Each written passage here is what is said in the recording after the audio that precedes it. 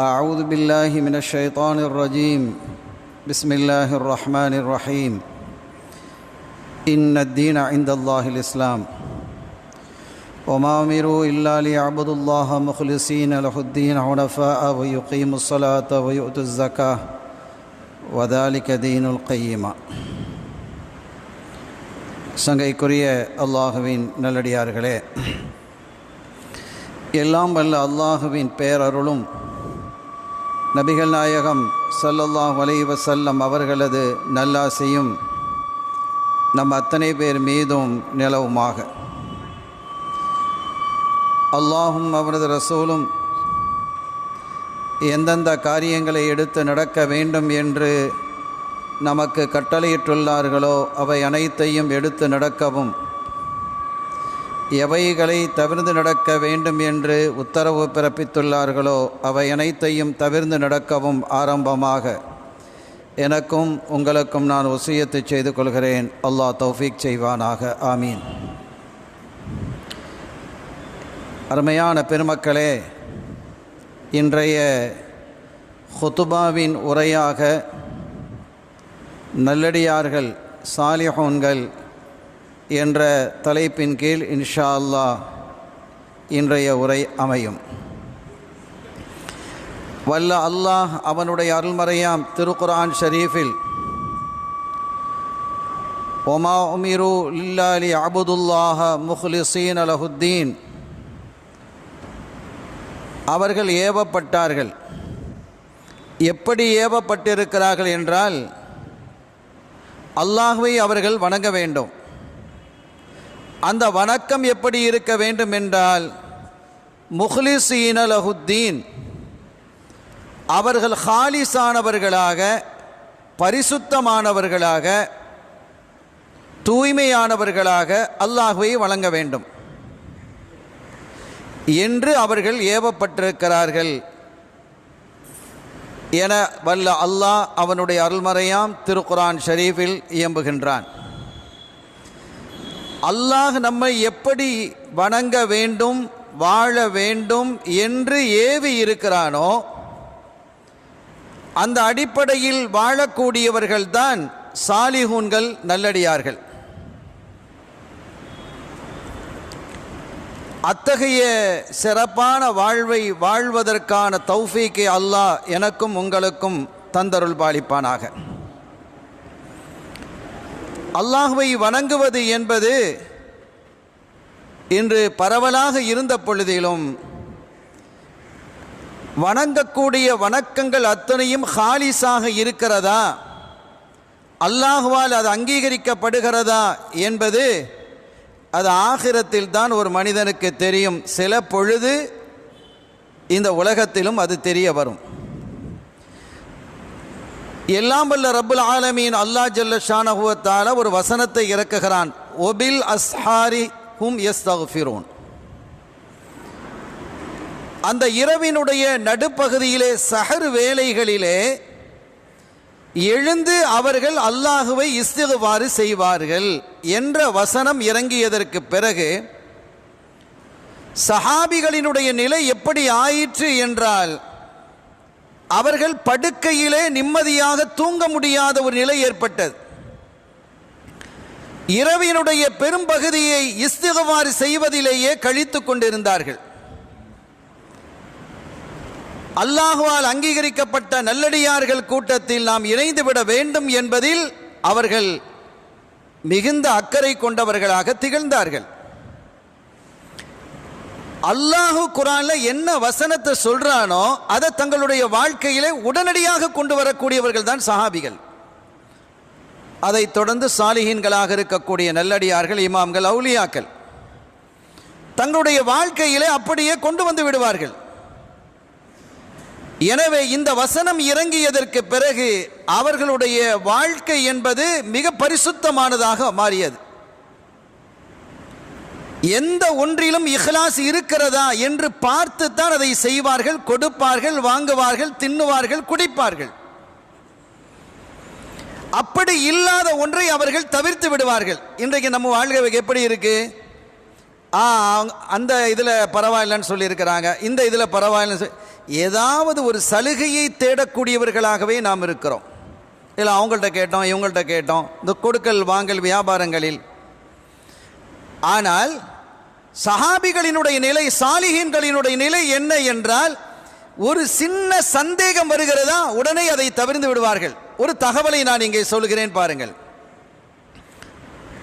ஒரு இளம் சஹாபி கல்யாணம் ஆகுது, கல்யாணம் ஆயிடுச்சு, புது மாப்பிள்ளையா இருக்கிறாங்க, சில நாட்கள் ஆச்சு, கல்யாணம் ஆகி சில நாட்கள் ஆகுது.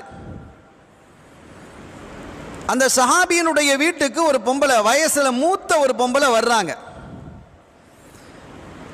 அந்த பொம்பளைய இந்த சஹாபிக்கு நல்லா தெரியும்.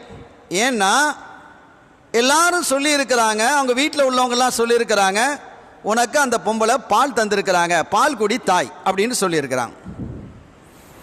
அந்த பெண் உனக்கு பால் குடி தாய்ன்னு சொல்லியிருக்கிறாங்க. கல்யாணத்துக்கு வர முடியல அந்த பொம்பளைக்கு, ஏதோ ஒரு வேலை இருந்திருக்கும், வெளியூர், சொல்லியிருக்கலாம் இல்லை சொல்லாமல் இருந்திருக்கலாம். அந்த காலத்தில் கல்யாணமெல்லாம் இவ்வளோ பெரிய விமர்சையாக நடக்கிறது இல்லையே. கல்யாணத்தை பற்றி இன்ஷா அல்லாஹ் இன்னொரு நாள் பேசுவோம். ஆக சில நாட்கள் கல்யாணம் முடிஞ்சு சில நாட்கள் சேர்றாங்க. அந்த பொம்பளை தன்னுடைய பால்குடி மகனாரை பார்க்க வர்றாங்க. உட்காந்து பேசிக்கிட்டு இருக்கும்போது தன்னுடைய மனைவி அறிமுகப்படுத்துகிறாங்க. இவங்க தான் என் மனைவி அப்படின்னு அறிமுகப்படுத்தும் போது அந்த பொம்பளை அப்படியே திடுக்கிட்டுட்டாங்க. இந்த பிள்ளைய கல்யாணம் முடிச்சா, நீ இந்த பிள்ளையவா நீ கல்யாணம் முடிச்சிருக்கிற? சஹாபிக்கு கொஞ்சம் பயமாயிடுச்சு. என்னடா இது, ஏன் நல்ல பிள்ளையா தானே இருக்கிறாங்க, சாலிஹத்தான பிள்ளையா தானே இருக்கிறாங்க, என்னம்மா ஏன் இந்த பிள்ளை நல்லா தானே இருக்கிறாங்க, நல்ல பிள்ளையெல்லாம் பிரச்சனை இல்லை, அதெல்லாம் ரைட் தான், இவளை நீ கல்யாணம் முடிக்க முடியாதுப்பா, ஏன், இந்த பிள்ளைக்கு நான் பால் கொடுத்துருக்கிறேன் அப்படின்ட்டான். உன்னுடைய சகோதரி அவள், பால்குடி உறவின் மூலமாக உன் சகோதரி அல்லவா அவள் அப்படின்னு அந்த பொம்பளை சொல்றாங்க. பால்குடி உறவில் இருக்கக்கூடிய சகோதரியை கல்யாணம் முடிக்க முடியாது, இது சரியா? ஒரு பெண்ணிட்ட யாரோ ஒரு ஆணும் யாரோ ஒரு பெண்ணும் பால் குடித்தாலும் அவங்க ரெண்டு பேரும் சகோதரன் ஆயிடுவாங்க. ரலாஅத்தின் அடிப்படையில் சகோதரர்கள் கல்யாணம் முடிக்க இயலாது. இந்த சஹாபிக்கு என்ன செய்யணுடே தெரியல. இப்போ இந்த நிலையில் நம்ம எப்படி இருப்போம்? சாட்சி வேண்டும். இதுக்கு சாட்சி வேணுமா இல்லையா? எந்த ஒன்றாக இருந்தாலும் சாட்சி வேண்டும். இது இந்த பால்குடி சம்பந்தப்பட்டது, பெண் சம்பந்தப்பட்டது என்று இருப்பதால 4 பெண்கள் சாட்சி சொன்னால் இதுக்கு போதும், இல்லைன்னா அதை ஏற்றுக்கிடுங்கிற அவசியம் இல்லை. 4 பெண்கள் சாட்சி சொன்னால் அதை ஏற்றுக்கிடலாம். இப்போ 4 பெண்கள் சாட்சி சொல்லலை, 3 சொல்றாங்க, 2 1 ஒன்றுமே இல்லைன்னு வைங்களேன், அப்போ ஏற்றுக்கிடணுங்கிற அவசியம் இல்லை. சாட்சிகள் இல்லையே, சாட்சிகள் நிறைவாக இருந்தால் மாத்திரமே அதை ஏற்றுக்கிட முடியும்.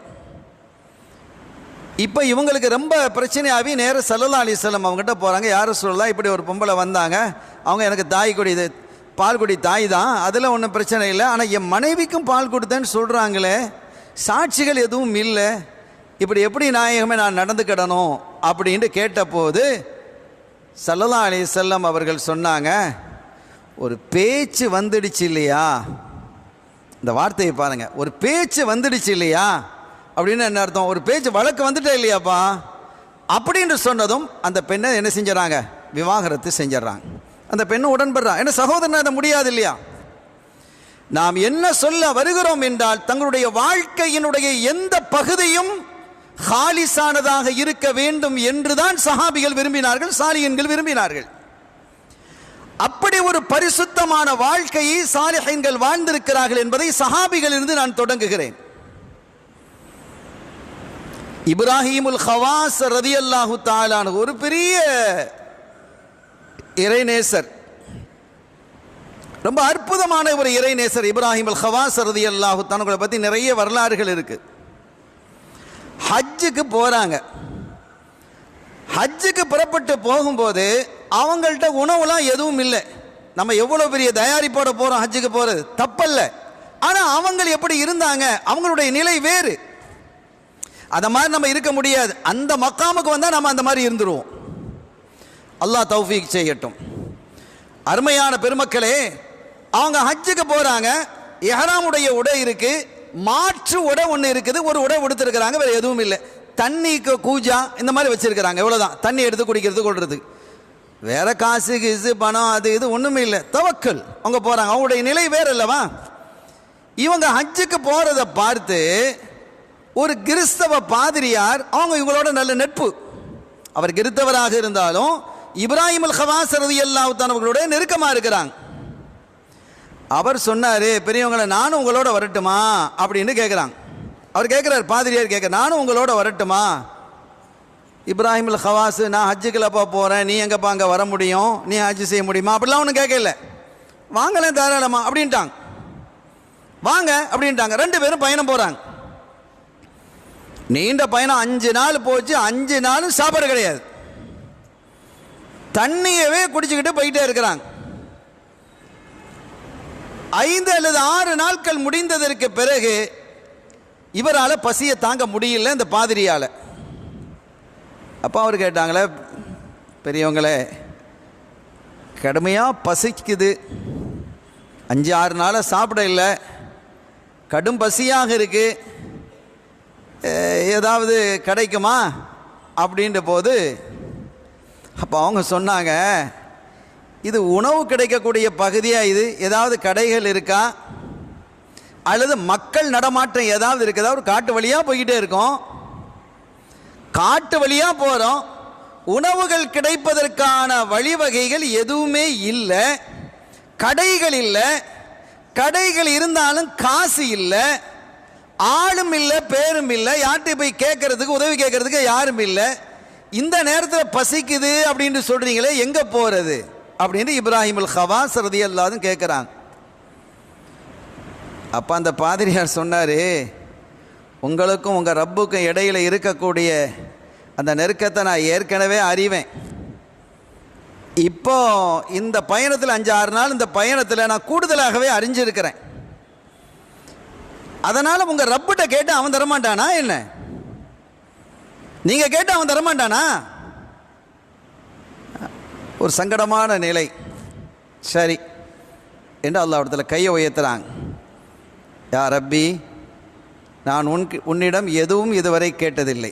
நான் ஏதாவது கேட்டிருக்கேன் உங்ககிட்ட, அதை வேணும், இதை வேணும், புள்ள வேணும், குமர காரியங்கள் நடக்கணும், வீடு கட்டணும், அல்லது வியாபாரத்தில் பறக்கத்தை தான், அதை தான், இதை தான், எதுவும் நான் உன்கிட்ட கேட்டதில்லை ரஹ்மானே.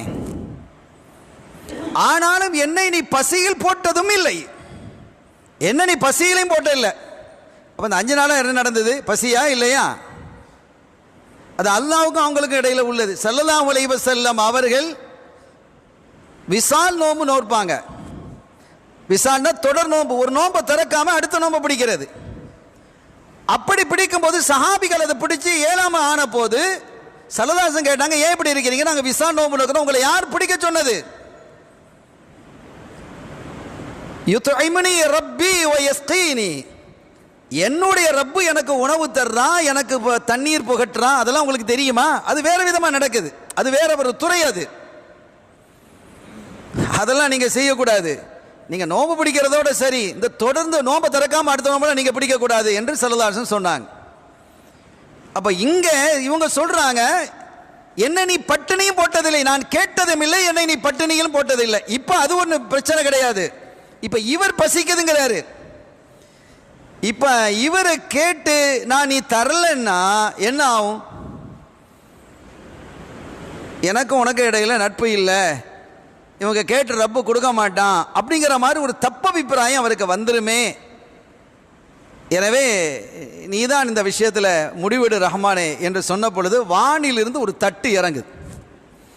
அதில் ரொட்டியும் இறைச்சியும் உணவுகள்லாம் பழங்கள்லாம் இருக்குது. அருமையான உணவு சாப்பிட்டாச்சு, அல்ஹம்துலில்லாஹ். சாப்பிட்டு முடிஞ்சு 2 பேரும் சாப்பிட்றாங்க, நல்ல உணவு வந்து சாப்பிட்டு முடிச்சுட்டு பயணத்தை தொடங்குறாங்க. அடுத்த 5 நாள் முடிஞ்சுது.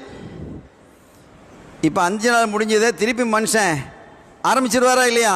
ஆஹா பசிக்கு 5 நாள் வரைக்கும் பசிச்சிருக்கிறாரு ஏற்கனவே, 6ஆவது நாள் கேட்டுட்டாரு, இப்போ திருப்பி அவர் ஆரம்பிச்சிருவாரு என்பதற்காக இப்ராஹிம் அல் ஹவாஸ் இப்போ முந்துறாங்க. இப்போ பசிக்கிற மாதிரி இருக்குது, நீங்கள் கேட்டு தாங்களே அப்படின்ட்டு இப்ராஹிம் அல் ஹவாஸ் பாதிரிட்டு சொல்கிறாங்க. பாதிரி ஒன்றும் மறுக்க இல்லை, பாதிரி ஒன்றும் மறுக்க இல்லை. அவர் என்ன செஞ்சிட்டார்? கையை வைத்திட்டார். அவர் யார்கிட்ட கேட்பாரு? அவர் கையை உயர்த்தி கேட்கிறார்.